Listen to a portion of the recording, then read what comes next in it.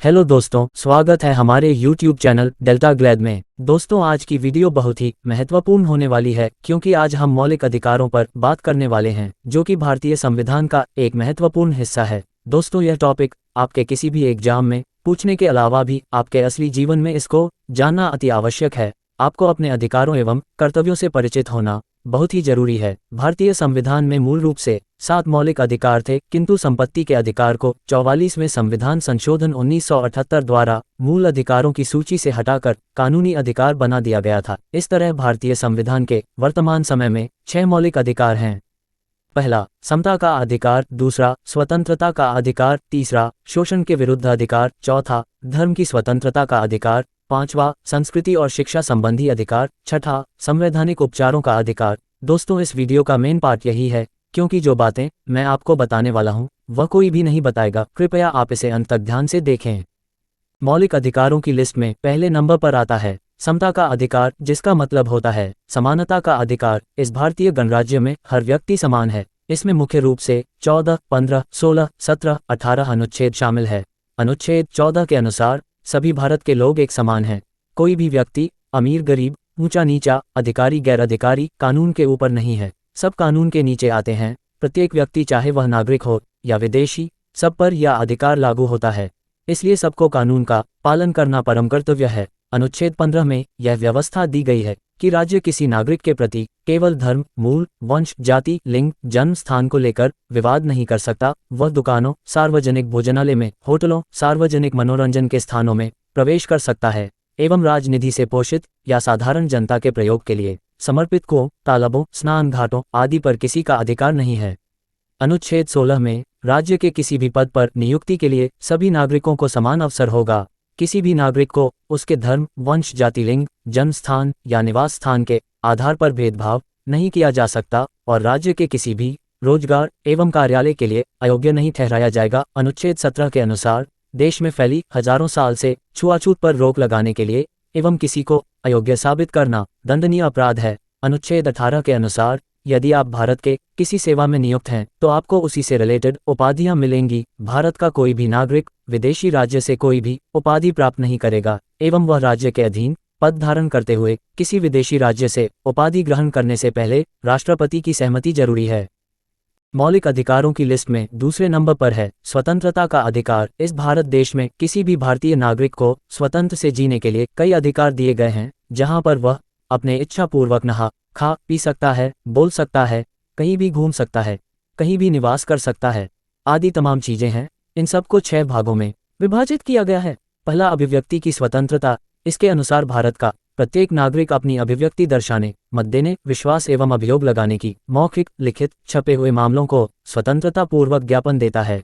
वह अपने विचारों को प्रसारित कर सकता है, प्रेस कॉन्फ्रेंस में स्वतंत्र पूर्वक बातचीत कर सकता है, अपने व्यवसाय के लिए विज्ञापन कर सकता है। यदि उसका कोई फोन टैप कर रहा है तो उसके विरुद्ध अधिकार है कि वह एक्शन ले सकता है। किसी भी इलेक्ट्रॉनिक मीडिया द्वारा या सोशल मीडिया द्वारा वह अपने चीजों को प्रसारित कर सकता है।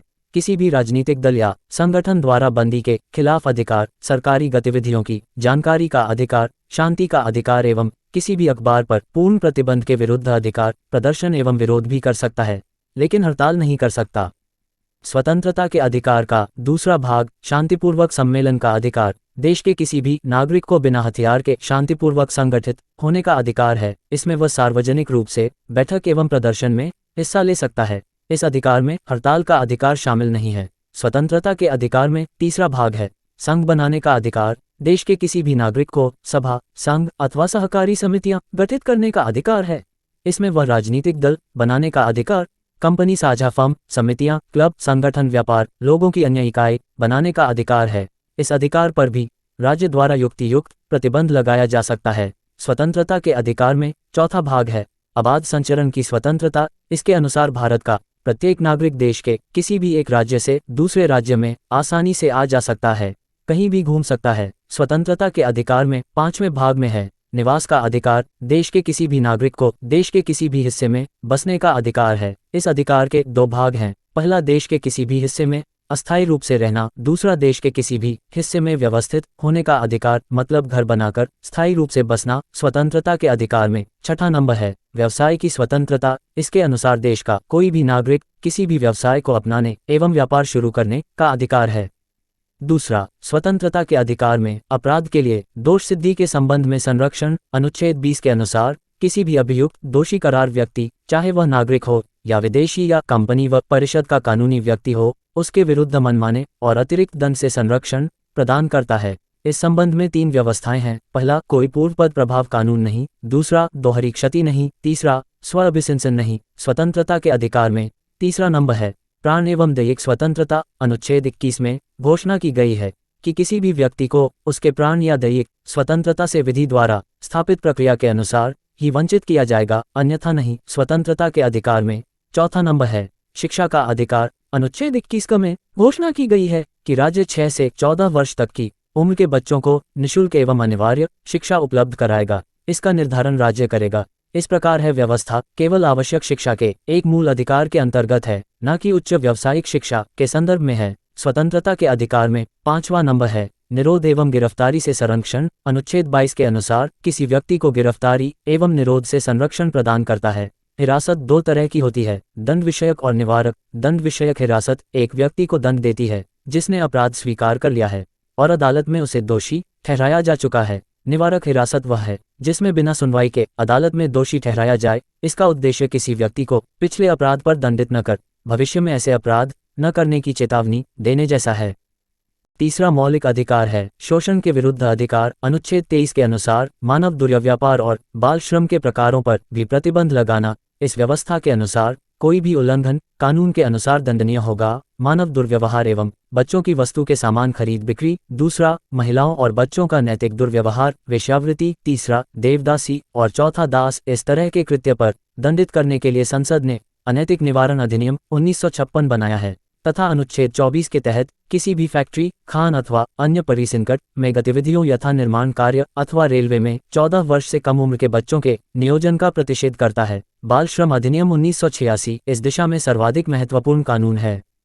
चौथा मौलिक अधिकार है धर्म की स्वतंत्रता का अधिकार। अनुच्छेद 25 के अनुसार सभी व्यक्तियों को अंतःकरण की स्वतंत्रता और धर्म के अबाध रूप से मानने, आचरण करने और प्रचार करने का समान हक होगा। अनुच्छेद 26 के अनुसार धार्मिक संप्रदाय या उसके किसी भी अनुभाग को मूर्त प्रयोजन संस्था की स्थापना संबंधी अधिकार देता है। अनुच्छेद 27 में उल्लेखित है कि किसी भी व्यक्ति को किसी विशेष धर्म या धार्मिक संप्रदाय की अभिवृद्धि में कर के लिए बाध्य नहीं किया जाएगा। अनुच्छेद 28 के अंतर्गत राजनीति से पोषित किसी शिक्षा संस्थान में कोई धार्मिक शिक्षा न दी जाए। हालांकि यह व्यवस्था उन संस्थानों में लागू नहीं होती जिनका प्रशासन तो राज्य कर रहा हो, लेकिन उसकी स्थापना किसी विन्यास या न्यास के अधीन हुई हो। राज्य केवल उन्हीं संस्थानों में विभेद कर सकता है जो पूरी तरह से रख रखाव का जिम्मा खुद राज्य के पास हो। ऐसे संस्थान जो राज्य द्वारा वित्त सहायता प्राप्त कर रहे हो।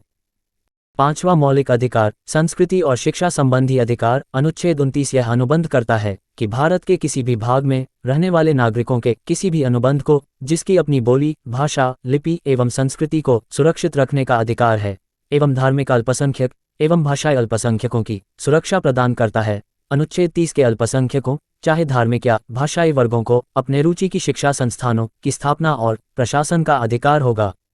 छठा मौलिक अधिकार संवैधानिक उपचारों का अधिकार। मूल अधिकारों की संवैधानिक घोषणा तब तक अर्थहीन एवं शक्तिविहीन है जब तक कि कोई प्रभावी मशीनरी उसे लागू करने के लिए ना हो। इस तरह अनुच्छेद 32 संवैधानिक उपचार का अधिकार प्रदान करता है। दूसरे शब्दों में मूल अधिकारों के संरक्षण का अधिकार स्वयं में ही मूल अधिकार है। इसलिए डॉक्टर अंबेडकर ने अनुच्छेद 32 को संविधान का सबसे महत्वपूर्ण अनुच्छेद बताया। एक अनुच्छेद जिसमें बिना संविधान अर्थहीन है, जिसे संविधान की आत्मा और हृदय कहा जाता है। उच्चतम न्यायालय अनुच्छेद 32 के तहत एवं उच्च न्यायालय अनुच्छेद 226 के तहत रिट जारी कर सकते हैं। यह निम्न है: बंदी प्रत्यक्षीकरण, परमादेश, प्रतिषेध, उत्प्रेषण एवं अधिकार परीक्षा। संसद किसी अन्य न्यायालय को इन रिटों को जारी करने का अधिकार दे सकती है, क्योंकि अभी तक ऐसी कोई व्यवस्था नहीं है।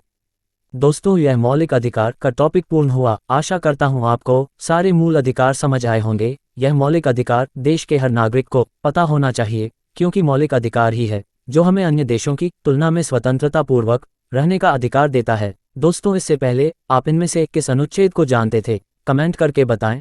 आप अगला वीडियो किस टॉपिक पर देखना चाहते हैं उसको भी कमेंट करें। ऐसी महत्वपूर्ण एवं जागरूकता फैलाने वाली वीडियो को देखने के लिए चैनल को सब्सक्राइब करें। मेरी वीडियो सबसे पहले आपके यहाँ पहुँचे, इसलिए बेल आइकन को ऑल कर करें। वीडियो अच्छी लगे तो लाइक करें। अपने किसी अच्छे दोस्त को वीडियो शेयर करके पुण्य कमाने का काम करें। धन्यवाद।